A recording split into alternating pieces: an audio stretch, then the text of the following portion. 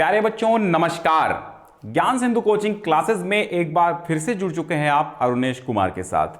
तो आइए आज हम लोग पढ़ते हैं वासुदेव शरण अग्रवाल जी का साहित्यिक परिचय। जी हाँ, ये एक साहित्यिक परिचय भी है, इसी को हम जीवन परिचय भी कहेंगे। चूंकि यूपी बोर्ड ने कहा है कि भैया आप फ्लो चार्ट का प्रयोग करें, ठीक है, फ्लो चार्ट बना के लिख लें। पिछली अभी 2023 के एग्जाम में आपने देखा कि फ्लो चार्ट के लिए इंस्ट्रक्शंस आए थे। फ्लो चार्ट आप बना भी सकते हैं, ना भी बना सकते हैं। फ्लो चार्ट आप बनाएं तो ज़्यादा बेहतर है, क्योंकि अधिकतर जो एग्जामिनर होते हैं वो फ्लो चार्ट को ही देखकर अंक दे देते हैं, इसलिए फ्लो चार्ट का प्रयोग जरूर करें। सेम ऐसा ही साहित्यिक परिचय आपको लिखना है, 80 शब्दों में आपको साहित्यिक परिचय लिखना होता है। तो आइए इसका पूरा हम डिटेल आपको बताते हैं। डिस्क्रिप्शन में पहला लिंक है जहां से आप इसको डाउनलोड कर सकते हैं, ठीक है। 5वें नंबर पे आप इसको डाउनलोड करने का क्रम संख्या 5 पे आप डाउनलोड कर सकते हैं। हिंदी गद्य पद्य साहित्य के विकास के 4 ऊपर भाग पढ़ाए जा चुके हैं, वो भी डाउनलोड कर सकते हैं। वो मैं तरीका बता दूंगा अभी आपको, ठीक है। चलिए इसको पढ़ते हैं। देखिए यहां पर सबसे पहले आपको एक फ्लो चार्ट ऐसा ही बना लेना है, ऐसा बना लो या फिर ऐसा बनाओ, ज्यादा बेहतर रहेगा। तो सबसे पहले आप इनको डाल लेना है जन्म कब हुआ था? 7 अगस्त सन 1904 ईस्वी को। कब हुआ था? 7 अगस्त सन 1904 ईस्वी को जन्म हुआ था। फिर जन्म स्थान इनका हेडिंग एक डालिए और फिर आगे लिख दीजिए मेरठ उत्तर प्रदेश, जो जन्म का स्थान है वो। उपाधि यानी इन्होंने पीएचडी की थी और डीलिट की थी, 2 उपाधियों से इनको नवाजा गया था। भाषा विषयानुकूल प्रौढ़ और परिमार्जित खड़ी बोली है। भाषा ना डालें तो कोई दिक्कत नहीं है, लेकिन डालें। शैली इनकी विचारात्मक, गवेषणात्मक, व्याख्यात्मक शैली है, ठीक है। फिर आगे आप देखेंगे तो आगे हैं प्रमुख रचनाएं भी हेडिंग डाल दीजिए। पृथ्वी पुत्र है, भारत की एकता है, कल्पवृक्ष है, माता भूमि है और वाग्धारा है। तो ये फ्लो चार्ट में आप छोटे छोटे पॉइंट्स में इनको पॉइंट आउट कर देंगे, छोटे छोटे पॉइंट्स में बता देंगे कि आपको कैसे कैसे ये पूरा इनका संक्षिप्त परिचय क्या है, तो वो फ्लो चार्ट में बताया जाता है। अब आपका अगर फ्लो चार्ट सही है तो इसका मतलब आपका साहित्यिक परिचय सही होगा, और साहित्यिक परिचय सही है इसका मतलब आप अंकों के हकदार हैं, आपको पूरे अंक मिल जाएंगे, ठीक है। तो मृत्यु इनकी बाद में लिखेगा, क्योंकि जन्म मृत्यु एक साथ मत लिखिएगा, पहले वहां पे जन्म और फिर नीचे मृत्यु आप लिख दीजिएगा। 27 जुलाई सन 1967, केवल 1967 और 1904, ठीक है, 1904 और 1967 याद रखना, इतना ही बहुत है, ठीक है। 1904 ईस्वी में जन्म और 1967 में मृत्यु, तो ये 2 चीजें याद रखेंगे तो ज्यादा बेहतर रहेगा, कोई दिक्कत नहीं है। बाकी साहित्य में स्थान आप डाल सकते हैं, निबंधकार हैं, टीकाकार हैं, साहित्यिक ग्रंथों के कुशल संपादक हैं, ठीक है। पीडीएफ आपको डिस्क्रिप्शन में मिल जाएगी, ठीक। अब यहां देखिए, आराम से पढ़िएगा, कोई जल्दबाजी नहीं है, बिल्कुल ऐसे लिखना है आपको, कोई फेरबदल नहीं करना है, कर भी दीजिएगा तो कोई दिक्कत नहीं है। सबसे पहले छोटा सा हम जीवन परिचय हेडिंग डालेंगे, आराम से इसको अंडरलाइन हेडिंग को करेंगे। हेडिंग थोड़ा डार्क होगी, ब्लू और ब्लैक पेन का ही इस्तेमाल आपको एग्जाम में करना है। फिर लिखेंगे डॉक्टर वासुदेव शरण अग्रवाल का जन्म सन 1904 ईस्वी में मेरठ जनपद के कहां हुआ था? मेरठ जनपद के खेड़ा नामक ग्राम में हुआ था। कहां हुआ था? मेरठ में हुआ था। मेरठ क्या था? जनपद था। खेड़ा क्या था? ग्राम था। अब मेरठ कहां है? मेरठ उत्तर प्रदेश में है, तो इतना ध्यान रखिएगा। फिर लिखेंगे इनके पिता कौन थे? पिता माता का नाम हाईलाइटेड नहीं है, तो पिता माता जो है आकर के लखनऊ में रहते थे, अतः उनका बाल्यकाल जो था वो लखनऊ में ही व्यतीत हुआ। यानी जन्म तो मेरठ में हुआ था, मेरठ उत्तर प्रदेश में, लेकिन इनके माता पिता आकर के लखनऊ में रहने लगे थे। अब जब माता पिता लखनऊ में रहते हैं तो लड़का भी रहेगा यार, है ना, तो लड़का भी लखनऊ में रहने लगा था। तो पूरा बाल्यकाल, पूरा बचपन यहीं पर बीता, पूरी जीवन यहीं पर समझ लो बीता। यहीं से इन्होंने प्रारंभिक शिक्षा भी ग्रहण की थी, ठीक, प्रारंभिक शिक्षा प्राप्त की थी। और फिर देखिए कहाँ कहाँ क्या क्या किया, वो भी आपको हाईलाइट करना है। फिर काशी हिंदू विश्वविद्यालय से इन्होंने क्या किया? एमए किया। कहाँ से?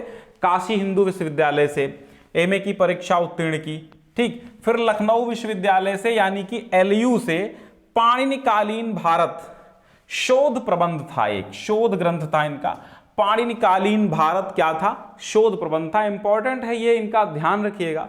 और इनको पीएचडी की उपाधि से विभूषित किया गया। ठीक है, पाणिनिकालीन भारत एक शोध ग्रंथ इन्होंने शोध ग्रंथ तैयार किया, जिसके कारण इनको पीएचडी मिली थी। ठीक है, तो पीएचडी से फिर यहीं पर इनको डीलिट की उपाधि से नवाजा गया था।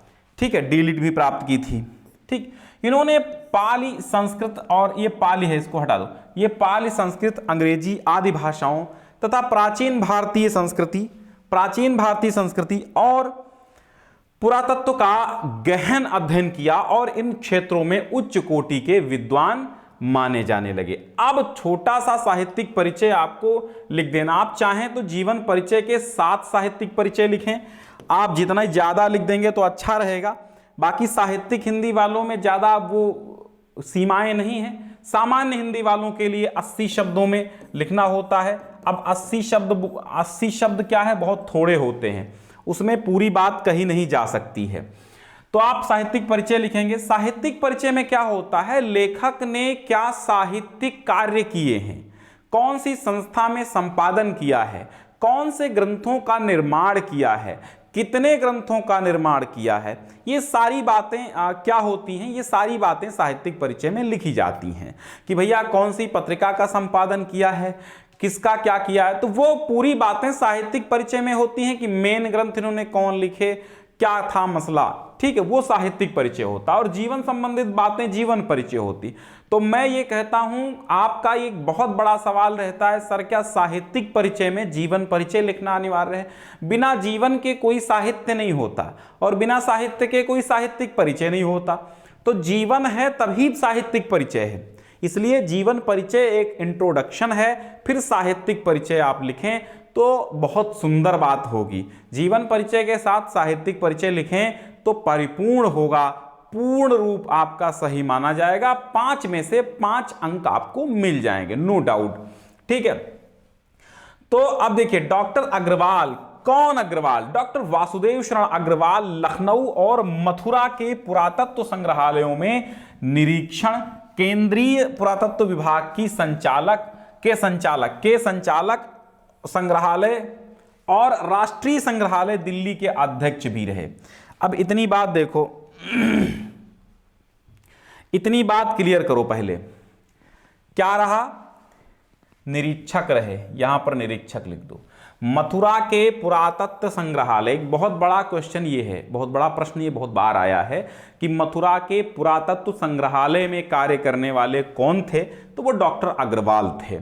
तो मथुरा के पुरातत्व संग्रहालय में निरीक्षक रहे, केंद्रीय पुरातत्व विभाग के यहां पर होगा के संचालक और राष्ट्रीय संग्रहालय दिल्ली के अध्यक्ष रहे थे। 3 जगहों की बात याद रखना। कुछ काल तक वे काशी हिंदू विश्वविद्यालय में इंडोलॉजी विभाग के अध्यक्ष भी रहे थे। कहां? लखनऊ काशी हिंदू विश्वविद्यालय में इंडोलॉजी के अध्यक्ष भी रहे थे। कौन? डॉक्टर वासुदेव शरण अग्रवाल। डॉक्टर अग्रवाल ने मुख्य रूप से पुरातत्व को ही अपना विषय बनाया। ठीक है, उन्होंने प्रागैतिहासिक, वैदिक तथा पौराणिक साहित्य के मर्म का उद्घाटन किया और अपनी रचनाओं में संस्कृति और प्राचीन भारतीय इतिहास का प्रामाणिक रूप प्रस्तुत किया। वे अनुसंधाता, निबंधकार, संपादक के रूप में भी प्रतिष्ठित रहे। इतनी बात आप साहित्यिक परिचय में देंगे कि कहां-कहां के ये अध्यक्ष रहे, किस किस विभाग में इन्होंने कार्य किया, इनका मुख्य विषय क्या था, इनका मुख्य लेखन कार्य क्या था। ये सारी बातें आप क्लियर कर देंगे साहित्यिक परिचय में। इसके पश्चात क्या करेंगे? आप बढ़ेंगे आगे और डालेंगे मेन पॉइंट, कृतियां। ठीक है, यहां पर आप हेडिंग डाल लेंगे कृतियां। ठीक, अब ये कृतियां हेडिंग डालना भूल गए, यहां पर आपको नहीं भूलना। कृतियों में आप निबंध संग्रह डालेंगे। ठीक है, पृथ्वीपुत्र, बोलो मेरे साथ, पृथ्वीपुत्र, कला और संस्कृति, पृथ्वीपुत्र, कला और संस्कृति, कल्पवृक्ष, कासे, कला और संस्कृति, पृथ्वीपुत्र, भारत की मौलिक एकता, माता भूमि, वाग्धारा। वैसे तो इनकी और बहुत सारी रचनाएं हैं, लेकिन आपको संक्षिप्त लिखना है, कुछ मुख्य रचनाओं के नाम देने हैं। क्योंकि बहुत लंबा टाइम जाएगा, बहुत ज्यादा एग्जाम में आपको समय बर्बाद नहीं करना है। जो भी निचोड़, जो भी संक्षिप्तता, यानी थोड़े शब्दों में बहुत कुछ कहना होता है, तो वो ध्यान में रखना। बहुत बड़ा जीवन परिचय, साहित्यिक परिचय लिखने की आवश्यकता नहीं है। कारण यह है, जितना बड़ा आप साहित्यिक परिचय, जीवन परिचय लिखेंगे, उतना ही ज्यादा दिक्कत आपको होगी, उतना ही ज्यादा समय आपका बर्बाद होगा। इसलिए साहित्यिक परिचय, जीवन परिचय आपको जितना संक्षिप्त में रूप दे सको, 80 शब्दों की समय सीमा इसीलिए रखी गई है, 80 शब्दों की शब्द सीमा रखी गई है, ताकि आप बहुत लंबा ना खींचें। ठीक है, तो डिस्क्रिप्शन में मैं लिंक दे दूंगा, जहां से इसकी पीडीएफ आप डाउनलोड कर लीजिएगा। जो गलतियां दो एक सुधारी हमने, वो आप सुधार लीजिएगा, या तो ऐसे वीडियो देख के आप कॉपी पर नोट कर लीजिए। ठीक है, अब इनका जीवन परिचय, साहित्यिक परिचय आपने पढ़ लिया। अब हम आगे आपको पढ़ाएंगे, अगली क्लास में क्या पढ़ाएंगे आपको, राष्ट्र का स्वरूप पढ़ाएंगे। बीच बीच में हम आपको हिंदी गद्य साहित्य और पद्य साहित्य के विकास की क्लास देते रहेंगे। ठीक, तो इतना आपका हो गया। और फिर देखिए, शोध ग्रंथ एक लास्ट में ये डाल दीजिएगा, शोध ग्रंथ। ठीक, शोध ग्रंथ पाणिनिकालीन भारत जो है, ये इनका शोध ग्रंथ है, ये इंपॉर्टेंट ग्रंथ है, इसका नाम जरूर आप डालिएगा। 5-6 रचनाएं। इसके बाद यहां पर संपादन, थोड़ा लंबा ये हो गया है। अब जब आप इतना याद करेंगे तो ही 80 शब्दों में लिख पाएंगे। जब ज्यादा याद करेंगे ना, तभी तो कम लिख पाएंगे। जब ज्यादा कम याद करोगे तो और कम लिखेंगे। भाई, जो मान लो 100 शब्द याद करके एग्जाम में जाते हो, तो ऐसा होता 70-80 याद रहते हैं। इसीलिए 150 शब्दों में हमने बनवा दिया इसको। जायसीकृत पद्मावत संजीवनी व्याख्या और बाणभट्ट के हर्षचरित का सांस्कृतिक अध्ययन, इसके अतिरिक्त इन्होंने पाली, प्राकृत और संस्कृत के अनेक ग्रंथों का भी संपादन किया है। ठीक, ये बात क्लियर हुई। इतना भी आप इतना और लिख दीजिएगा। फिर भाषा शैली अनिवार्य नहीं है, आप चाहें तो भाषा शैली आप डाल सकते हैं कि अग्रवाल जी की भाषा शैली शुद्ध, परिमार्जित, परिष्कृत और खड़ी बोली थी। सभी लगभग गद्य के जितने भी लेखक, सब में डाल सकते हो कि फला लेखक की भाषा परिष्कृत, परिमार्जित, खड़ी बोली है, संस्कृत निष्ठ, ऐसे आप लिख सकते हो। लगभग सभी की यही है। ठीक है, जिसमें व्यावहारिकता, सुबोधता, सरल शैली है, विद्यमान है, ये लगभग सब में लिख सकते हो। शैलियों में, शैलियां सबकी अलग अलग है। थोड़ा सा गवेषणात्मक, व्याख्यात्मक और मुद्रण शैलियों का प्रयोग है। एक लाइन में भी आप इसको निपटा सकते हो कि भाषा शुद्ध, परिमार्जित, खड़ी बोली है तथा शैली गवेषणात्मक और व्याख्यात्मक है। बस हो गया। ठीक, भाषा शैली अनिवार्य नहीं है, लेकिन हाँ लिखिएगा 4 चांद लगाने के लिए। तो जैसे हमने फ्लो चार्ट आपको बताया है, ये फ्लो चार्ट आप बनाइएगा, और फ्लो चार्ट में गलतियां नहीं करनी। ये जो फ्लो चार्ट है, बस अगर यहां पर गलती हो गई, ठीक है, यहां पर गलती हुई, इसका मतलब है कि 5 में से आपके 4 ही अंक मिलेंगे या फिर 3 मिलेंगे। क्योंकि ये फ्लो चार्ट ही बताता है एक एग्जामिनर को कि बच्चा कितने पानी में है, कितना लिखा है उसने और कितना सही लिखा है। फ्लो चार्ट अगर याद कर लेंगे, फ्लो चार्ट, अब देखो मैं फ्लो चार्ट से आपको बताता हूं कि कैसे फ्लो चार्ट से ही आप लिख देंगे। अब देखो, अब फ्लो चार्ट से कैसे मैं बताता हूं, समझिएगा।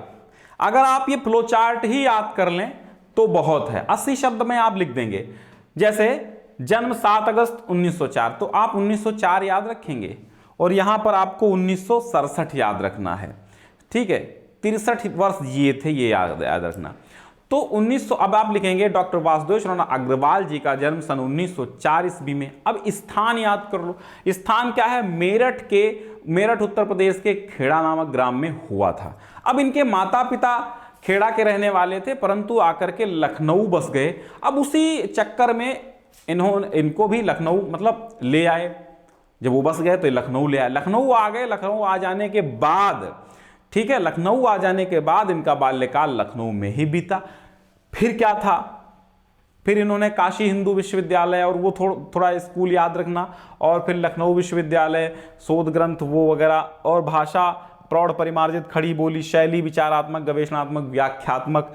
ठीक है, प्रमुख रचनाएं इनकी पृथ्वीपुत्र, भारत की एकता, कल्पवृक्ष, माता भूमि, मृत्यु, साहित्य में स्थान। तो ये इतना ही याद करके आप अपनी भाषा में जब पूरा वाक्य प्रयोग करेंगे तो लिख देंगे। ठीक है, तो उम्मीद है आपको बहुत अच्छा समझ में आया होगा। शेयर करते रहे। डेली लाइव क्लास शाम 8 बजे होती है तो हमेशा आप हमारे साथ 8 बजे जुड़ें। बहुत बहुत शुक्रिया।